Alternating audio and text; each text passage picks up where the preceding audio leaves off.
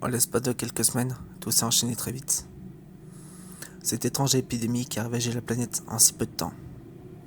Pardon, je vais reprendre par le commencement. Je m'appelle Ben et je vivais sur la côte est des États-Unis. Plus particulièrement dans l'état de la Californie. Mais tout ça, c'est du passé maintenant. Depuis l'apparition de ce virus qui rend les gens complètement fous et indestructibles face à l'armée.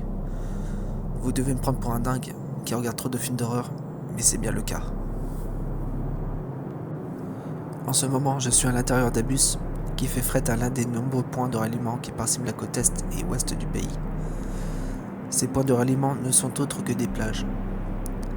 À travers la vitre du bus, je puis voir la panique et le chaos s'emparer des routes et des villes.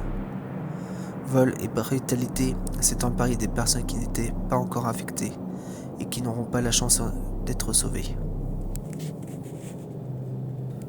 En observant ce triste spectacle, je priais pour ces pauvres malheureux dont le sort réservé sera des plus horribles. Que Dieu leur revienne en aide. Des larmes en coulèrent sur mes joues. Est-ce l'œuvre de forces obscures ? Je ne le sais pas. Et pour être honnête, personne ne le sait.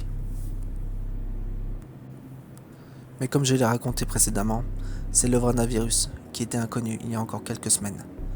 9 semaines pour être précis. Pendant ce laps de temps, bon nombre de théories ont émergé sur les chaînes de télé et sur internet. Comme la fonte des glaces en Antarctique qui aurait libéré un très ancien virus prisonnier depuis des millions d'années. Ou une souche libérée depuis un laboratoire. Ou bien l'œuvre de Dieu nous punissant pour nos nombreuses fautes.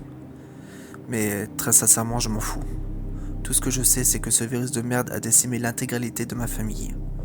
Il y a quelques heures, je fus secouru par l'armée avant que ces monstres, qui étaient autrefois ma mère et mon père, ne s'en prennent à moi.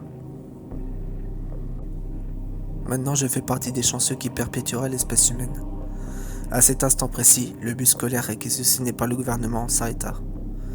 Tous les occupants, y compris moi, furent accueillis par les militaires. On s'est arrêté dans une zone protégée par des palissades de fortune. Mon groupe n'était pas le seul à être là. Des dizaines de bus arrivaient dans la zone et quittaient ce dernier. Mais plus encore, l'endroit était envahi par des centaines de personnes de tout âge. Au loin, derrière la foule, d'immenses tentes trônaient en bordure de la plage. Tout le monde se bousculait pour arriver vers ces derniers. Et la chaleur estivale n'arrangeait rien du tout. L'attente fut longue, presque interminable, et des plus pénibles pour arriver jusqu'aux tentes. Dans l'agitation, certaines personnes pétèrent les plombs, prenant pour otage un enfant se trouvant près d'eux. Les militaires qui essayaient tant bien que mal de garder un semblant de civisme envers nous prirent leurs pistolets et tirèrent. L'attente fut longue, presque interminable, et des plus pénibles pour arriver jusqu'aux tentes. Dans l'agitation, certaines personnes pétèrent les plombs, prenant pour otage un enfant se trouvant près d'eux. Les militaires qui essayèrent tant bien que mal de garder un semblant de civisme envers nous prirent leurs pistolets et tirèrent dans la tête des personnes devenues fous. Malheureusement, face à l'agitation, certains militaires finissent par craquer et se logèrent une balle dans la tête pour se suicider. Des tirs arrivaient de toutes parts. Enfin, j'arrivai en face de l'une des tentes qui fut gardée par 2 militaires munis de FAMAS. L'un de leurs collègues en sortit, me vit et me prit par le bras en me forçant à le suivre. À l'intérieur régnait une chaleur intense. Des dizaines de lits de camp étaient alignés le long de la maison de fortune. Des perfusions étaient à proximité de ceux-ci. La majeure partie d'entre eux étaient occupés par des civils. Une dizaine de médecins de l'armée s'affairaient dans cette ambiance pour le moins pesante. Le militaire m'entraîna jusqu'à lit inoccupé et m'ordonna de m'allonger et d'attendre un médecin. L'attente fut brève. Au bout des quelques secondes, un médecin se pencha sur moi et me demanda sans attendre. « Votre groupe sanguin ?» demanda-t-il. Je ne sus pas quoi répondre, tant la question fut expéditive. Le médecin d'un certain âge me reposa sa question. A positif, ai-je répondu. Le vieux médecin se pencha vers une caisse en plastique et fouilla parmi de nombreuses poches de perfusion. Enfin, il prit une poche et sans attendre l'accrocha à une perche à perfusion.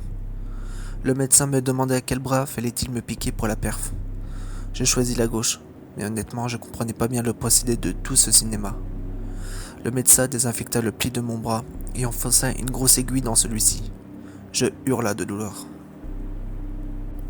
Le médecin me conseillait de me calmer, tout en scotchant cette saloperie d'aiguille afin qu'elle reste en place. Puis il régula la roulette au maximum pour que le liquide de la poche arrivât plus rapidement dans mon organisme.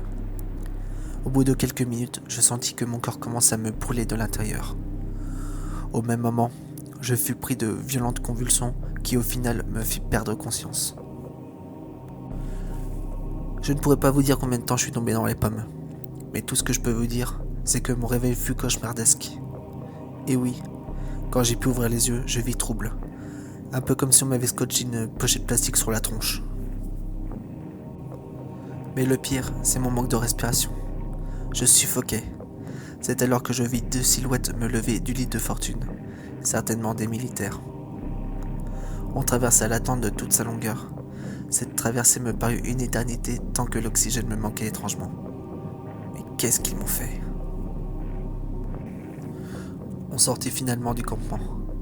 Je vis avec difficulté qu'on se trouvait face à l'océan. Je vis également plein de militaires accompagnant d'étranges personnes vers le bord de l'eau. Tandis qu'on traversait la plage, je faillis tomber dans les pommes dû au manque d'air. Je vais finir par claquer, pensais-je. Face à mon manque de tonus, les militaires m'accompagnant accentuèrent leur marche. Enfin, nous arrivâmes au bord de l'eau. On avançait toujours jusqu'à ce que l'eau nous arrivât jusqu'au mollet. Tout d'un coup, l'un d'eux me tira par les cheveux et fit basculer en arrière, puis me projeta en avant dans l'eau. J'en suis sûr qu'ils veulent me noyer. Pendant quelques secondes, mes bourreaux me maintenirent immergé dans l'eau salée. Mais c'est à ce moment que, pour une raison que je m'explique pas, je réussis à respirer dans l'eau.